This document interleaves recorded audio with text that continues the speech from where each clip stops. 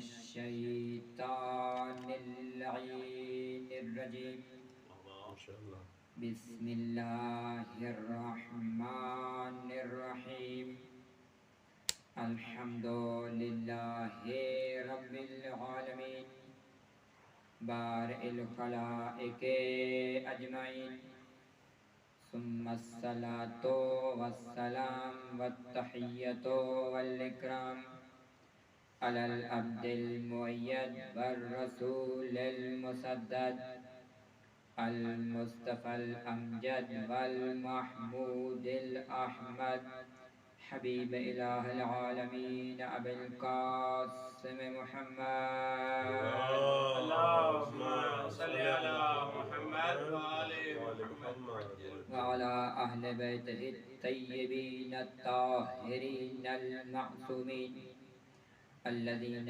اذهب الله عنهم الرجس وطهرهم تطهيرا اللهم صل على محمد ورحمة الله على شيعتهم ومواليهم واللعنة الدائمة على أعدائهم ملعونين من يوم عداوتهم إلى أبد الآبدين اما بعد فقد قال رسول اللہ صلی اللہ علیہ وآلہ وسلم ان الحسین مصباح الہدى والسفینۃ النجاة صلوات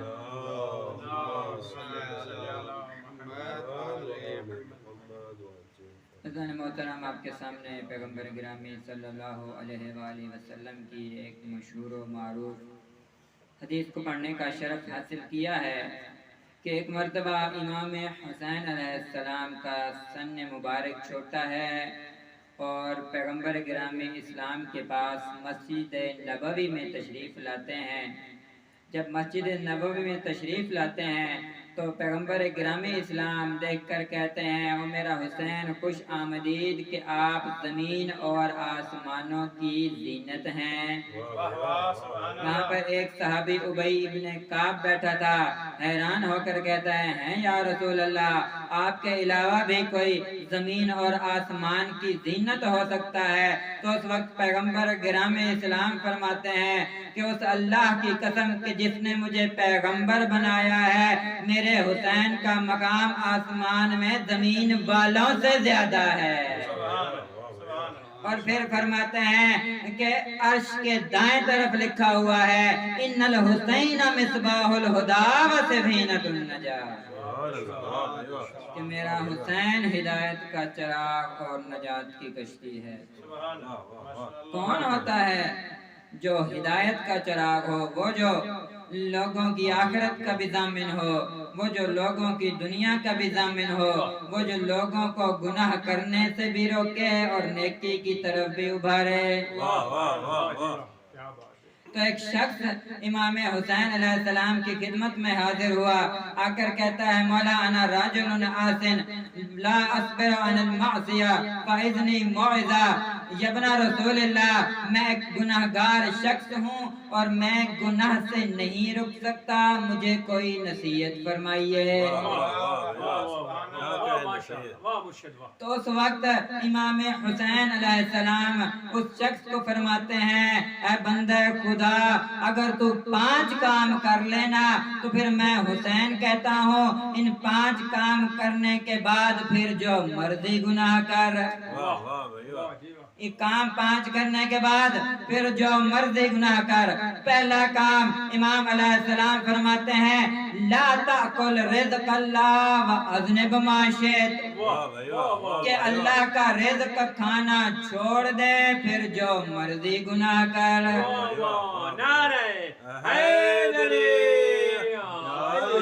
اور قرآن میں خداوند عالم فرماتا ہے ولا دابتن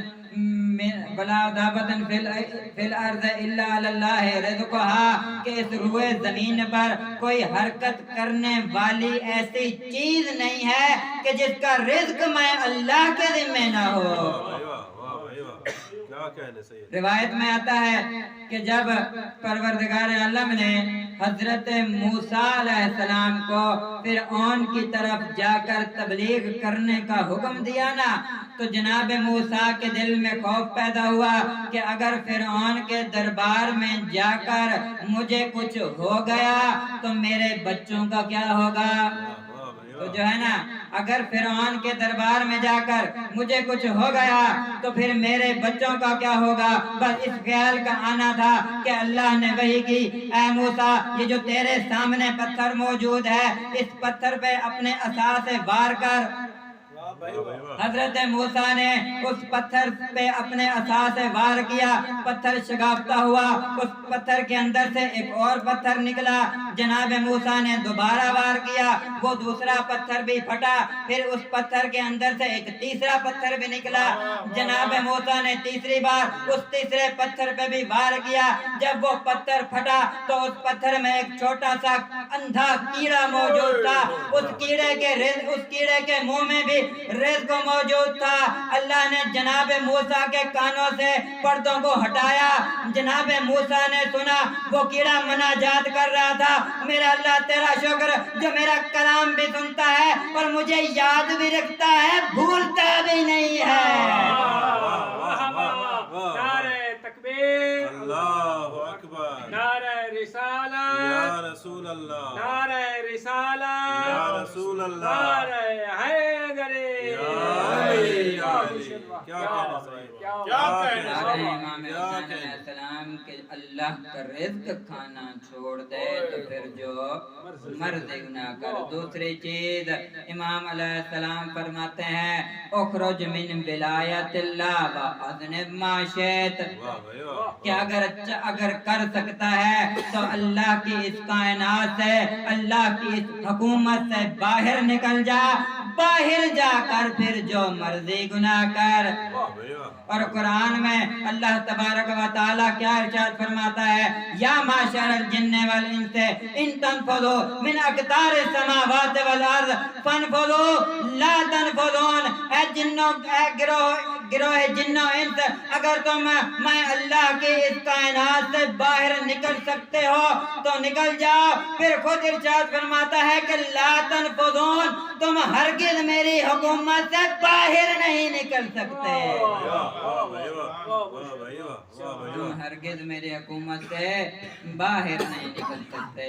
तीसरा काम इमाम हुसैन अलैहिस्सलाम फरमाते हैं उतलब मौज़अन ला यराकल्लाह व अज़निब मा शित, कि अल्लाह की इस हुकूमत में, अल्लाह की इस कायनात में कोई ऐसा मकाम, कोई ऐसी जगह ढूंढ ले जहां अल्लाह तुझे ना देख रहा हो तो फिर जो मर्जी गुनाह कर। अल्लाह के इस कायनात में कोई ऐसा मकाम ढूंढ ले कि जहां अल्लाह तुम्हें न देख रहा हो तो फिर जा जो मर्जी गुनाह कर। हाँ, रिवायात और दास्तानों में मिलता है कि एक कश्ती में चंद लोग सवार थे और वो जा रहे थे कि अचानक कश्ती भंवर में आ गई, कश्ती तूफान में आ गई, तूफान में आकर कश्ती टूट गई, सब मर गए, लेकिन सिर्फ एक खातून जिंदा बच गई। किसी तख्ते पर बैठकर वो किसी जजीरे के किनारे पहुंच गई, अकेली खातून थी, डर रही थी पता नहीं मेरे साथ इस जंगल में क्या होगा। डरते डरते जंगल के अंदर चली गई, क्या देखती है कि वहाँ एक राजन, एक डाकू मौजूद है। तो जो है ना वहाँ पर एक डाकू मौजूद है, जिस बात का डर था वही हुआ। उस डाकू ने उस औरत को देखकर पकड़ लिया और उसके साथ बुराई का इरादा किया, उसके साथ बुराई का इरादा किया। तो उस खातून ने कहा कि तू मेरे साथ बुराई क्यों करता है। उसने कहा कि तू बुराई कर, यहाँ पर कौन देख रहा है, यहाँ पर तो कोई भी नहीं है, यहाँ पर सिर्फ मैं हूँ, सिर्फ तू है और कोई भी नहीं है, किस चीज से डर रही है। तो उसने कहा तू ये कैसे कह सकता है कि यहाँ पर कोई नहीं देख सकता, अगर यहाँ पर सिर्फ तू है और यहाँ पर सिर्फ मैं हूँ तो तीसरी वो जात है कि जो पूरी कायनात को देख रही है।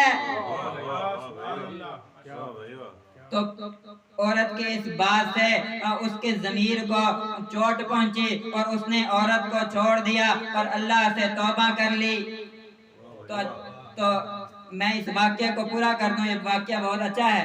تو اس نے گناہ سے توبہ کر لی، جب گناہ سے توبہ کر لی، عورت کو کہا تم جا اپنے راستے، میں جاتا ہوں اپنے راستے۔ وہ اپنے راستے چل پڑا، جا رہا تھا، بہت دھوپ شدید تھی کہ راستے میں اسے ایک راہب، ایک عابد مل گیا۔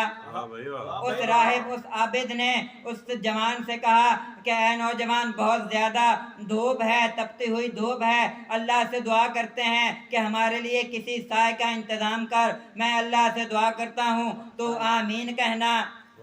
اس راہب نے دعا کی اور اس بندے نے، اس نوجوان نے آمین کہی۔ بس ابھی اس کی آمین کا نون ختم نہیں ہوا تھا کہ اللہ نے ایک بادل کو بھیج دیا۔ اللہ نے ایک بادل کو بھیج دیا، وہ بادل ان دونوں پہ سایہ کرنے لگا، وہ دونوں چلنے لگے۔ اب وہ راہب اپنے دل میں یہ سوچ رہا تھا، میں نے اتنے سال عبادت کی ہے، میں نے اتنے سال اللہ کے لیے عبادت کی ہے، یہ بادل یقیناً میرے لیے آیا ہوگا۔ اب وہ دونوں چلتے جا رہے ہیں، ایک دو راہ پر پہنچے ہیں۔ عابد نے ایک طرف جانا تھا، نوجوان نے دوسری طرف جانا تھا۔ اب جب عابد دوسری طرف مڑا تو کیا دیکھتا ہے؟ وہ بادل اس نوجوان کے اوپر چل رہا ہے۔ محمد و آل محمد صلوات۔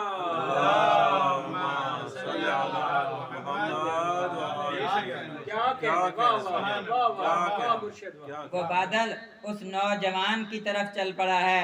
عابد بہت حیران ہوا، بہت پریشان ہوا، جلدی سے اس نوجوان کے پیچھے چلا گیا اور اس سے پوچھتا ہے، اے نوجوان، میں نے اتنے سال عبادت کی لیکن اس کے باوجود یہ بادل میرے اوپر نہیں آیا، تیرے اوپر آ گیا، اس کی کیا وجہ ہے؟ اس کی کیا وجہ ہے؟ تو وہ نوجوان اس کو اپنا واقعہ بتاتا ہے کہ اس خاتون نے مجھے اللہ کے دیکھنے کا احساس دلایا، مجھے اللہ کے دیکھنے کا احساس ہو گیا تو میں نے گناہ سے توبہ کر لی۔ اس توبہ کا نتیجہ یہ ہے کہ اللہ نے مجھ پہ یہ رحمت کا بادل بھیج دیا ہے۔ نعرہ تکبیر، نعرہ رسالت، نعرہ حیدری اور محمد و آل محمد صلوات۔ کیا کہنا چاہیے؟ یاد ہے نا، ہم امام حسین علیہ السلام کی حدیث پر تھے، 3 کام ہو گئے تھے۔ چوتھا کام، امام علیہ السلام فرماتے ہیں، اذا جاء ملک الموت لیقبض روحک فادفع عن نفسک۔ او بندہ خدا، جب موت کا فرشتہ تیرے پاس تیری روح کو قبض کرنے کے لیے آئے تو اپنی روح قبض نہ کرنے دینا، تو پھر جو مرضی گناہ کر، اپنی روح کو قبض نہ کرنے دینا تو جو مرضی گناہ کر۔ تو قرآن مجید کیا کہتا ہے کہ اذا جاء اجلہم لا یستأخرون ساعتا ولا یستقدمون، کہ جب کسی قوم کی موت کا وقت آ جاتا ہے تو نہ ایک لمحے کی، نہ ایک لحظے کی تاخیر ہوتی ہے، نہ تاجیل ہو سکتی ہے۔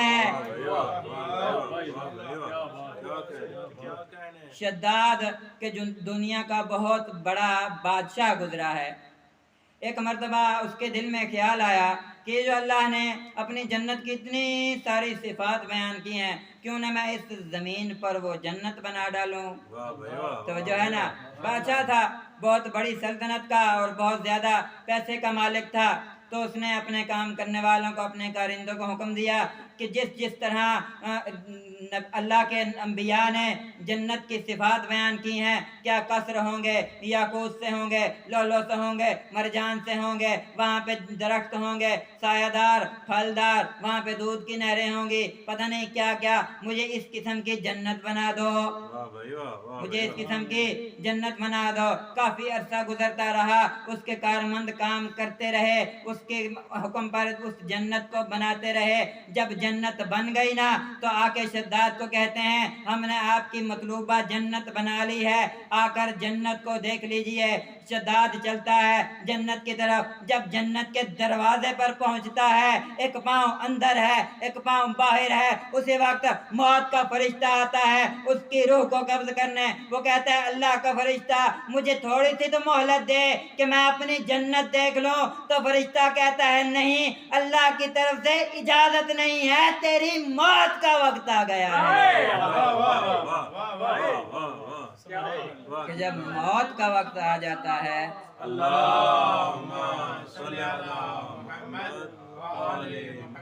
جب موت کا وقت آ جاتا ہے تو ایک لحظہ نہ تاخیر ہو سکتی ہے نہ تاجیل. یہ تو ہے فرعین کا حال. تو آپ کو انبیاء کا حال بھی نہ سناتا چلوں. جناب موسیٰ علیہ السلام کے پاس ایک مرتبہ جب ملک الموت موت کا فرشتہ آیا نا، تو اس کو موسیٰ دیکھ کے کہتے ہیں مجھ سے ملاقات کے لیے آئے ہو یا میری روح قبض کرنے کے لیے؟ تو وہ کہتا ہے آپ کی روح قبض کرنے کے لیے آیا ہوں. تو اللہ کا کلیم اللہ نبی، وہ نبی کہ جو اللہ سے کلام کرتا تھا، فرشتے کو کہتا ہے کیا مجھے تھوڑی سی مہلت ہے کہ میں اپنے بچوں سے ودا کر لوں؟ تو موت کا فرشتہ کہتا ہے اللہ کی طرف سے مہلت کی اجازت نہیں ہے، اللہ کی طرف سے کوئی مہلت نہیں ہے. جناب موسیٰ سجدے میں گرے، اللہ سے مناجات کی. اللہ نے اپنے فرشتے کو وحی کی کہ میرے بندے کو مہلت دے دو.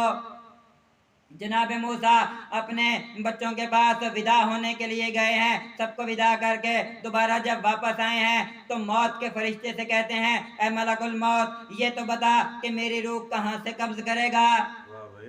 تو جو ہے اے ملک الموت یہ تو بتا کہ میری روح کہاں سے قبض کرے گا؟ تو ملک الموت کہتا ہے آپ کی روح زبان سے قبض کروں گا. تو جناب موسیٰ کہتے ہیں کیا تم میری روح اس زبان سے قبض کرے گا کہ جس زبان کے ساتھ میں اللہ سے مناجات کرتا رہا ہوں؟ پھر موت کا فرشتہ کہتا ہے میں آپ کی روح آپ کے ہاتھوں سے قبض کروں گا. تو جناب موسیٰ کہتے ہیں کیا تم میری روح ان ہاتھوں سے قبض کرے گا کہ جن ہاتھوں سے میں نے اللہ کی کتاب توریت اٹھائی ہوئی تھی؟ پھر وہ موت کا فرشتہ کہتا ہے آپ کی روح میں آپ کے پاؤں سے قبض کروں گا. تو پھر جناب موسیٰ کہتے ہیں کیا تم میرے ان پاؤں سے میری روح کو قبض کرے گا کہ جن پاؤں کے ساتھ چل کے میں کوہ طور پہ جایا کرتا تھا؟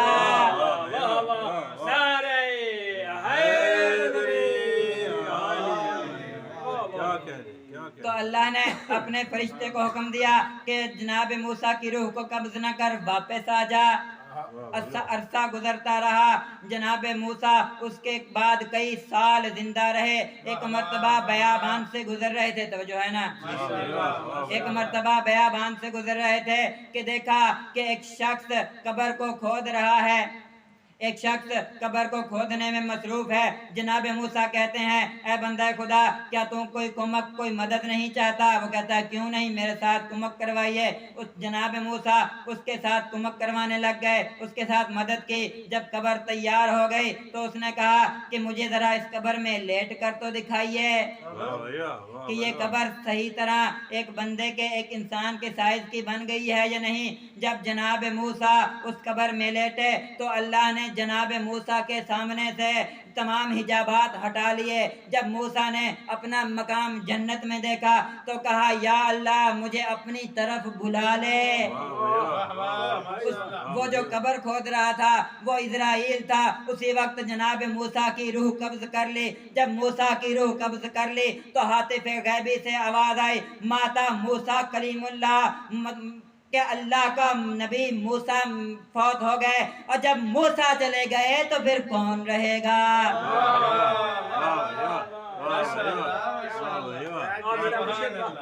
نعرہ تکبیر، اللہ اکبر، نعرہ رسالہ، یا رسول اللہ، نعرہ حیدری، یا علی، برحمت محمد و آل محمد صلوات. اللہم صلی تو جب انبیاء و مرسل نہ رہے تو کون رہے گا؟ اس لیے تو امام حسین علیہ السلام نے فرمایا کہ اگر تو اپنی روح کو قبض ہونے سے روک نہیں سکتا تو پھر گناہ کیسا۔ پانچویں چیز امام علیہ السلام فرماتے ہیں اذا ادخلک مالک فی النار فلا تدخلہ فی النار واذنب ما شئت، کہ جب جنت و جہنم کا مالک تجھے اوندھے منہ جہنم میں ڈالنے لگے تو جہنم میں نہ جانا، تو پھر جو مرضی گناہ کر۔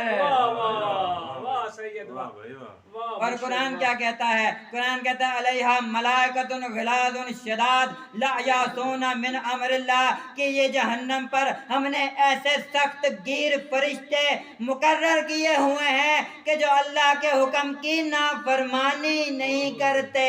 واہ مرشد واہ، نعرہ تکبیر، اللہ اکبر، نعرہ رسالہ، یا رسول اللہ، نعرہ حیدری، یا علی، عصمت محمد و آل محمد صلوات۔ اتنا عظیم امام کہ جو لوگوں کی دنیا کے ساتھ ساتھ لوگوں کی آخرت کی بھی فکر کر رہا ہو، میں کہوں گا اس عظیم امام کے ساتھ امت نے کیا کیا۔ اتنا کریم امام کہ جب آیا ہے نا ہر کا لشکر امام علیہ السلام کو گرفتار کرنے، امام تو جانتے تھے نا کہ مجھے گرفتار کرنے آیا ہے، لیکن اس لشکر کی حالت کیا تھی؟ حالت یہ تھی کہ لوگ تو لوگ بلکہ گھوڑوں کی بھی زبانیں پیاس سے باہر نکلی ہوئی تھیں۔ امام علیہ السلام نے اپنے صحابہ کو حکم دیا کہ مشکیزوں کے منہ کھول دو، انسانوں تو انسانوں، جب تک گھوڑا بھی پانی پی کر منہ کو پیچھے نہ کر لے پانی نہ ہٹایا جائے۔ اتنا کریم امام، اتنا کریم امام کہ جو لوگوں کے ساتھ اتنا کریم ہو، اس امام کے ساتھ لوگوں نے کیا سلوک کیا۔ ارے میں کہتا ہوں گزرتے رہے دن، آ گیا روز عاشور، اور وہ وقت بھی آ گیا کہ جب امام علیہ السلام اپنے شش ماہے کو لے کر اسی قوم اشقیاء کے سامنے آ کر پانی کا سوال کرنے لگے۔ ارے میں کہتا ہوں کہ کسی شریف پر، کسی کریم پر سب سے مشکل وقت وہ ہوتا ہے کہ جب کوئی شریف کسی کمینے سے کوئی سوال کرے۔ ہاں دارو، ارے میں پوچھتا ہوں کہ اس لشکر میں، ان ملائین میں، ان ہزار لوگوں میں سے کوئی ایک ایسا شخص موجود نہ تھا کہ جس کو امام علیہ السلام نے پانی پلایا تھا۔ ارے میں قربان اپنے امام کی عظمت پر، امام نے پانی کا سوال تو کیا لیکن یہ نہیں کہا او ملائین پہلے تمہیں پانی پلایا تھا، یہ نہیں کہا کہ میں نے تمہیں پانی پلایا تھا۔ تو پتہ چلا کہ امام علیہ السلام کو علی اصغر سے کتنی محبت ہے۔